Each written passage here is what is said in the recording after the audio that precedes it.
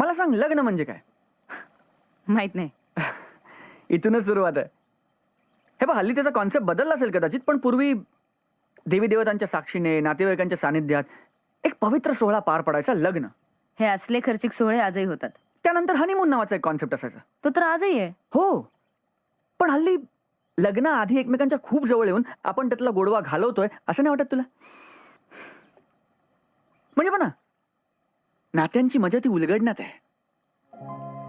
तो हनीमूनचा पहिला स्पर्श, ती पहिली मिठी, त्या रूम मधले ते दोघे, नवरा बायको, 2 अनोळखी माणसं. अनोळखी, मान्य, पण एकमेकांना ओळखण्याची सुरुवात लग्नानंतर व्हायची. गर्दीतून चालताना नकळत होणारा तो हातांचा स्पर्श, ते लाजणं, वाट बघणं, शिंकण्याच्या सवयीपासून ते जेवणाच्या चवीपर्यंत एक एक गोष्ट हळूहळू समजत जायची. ती मजा कुठेतरी हरवली ग. अरे पण आजकाल ती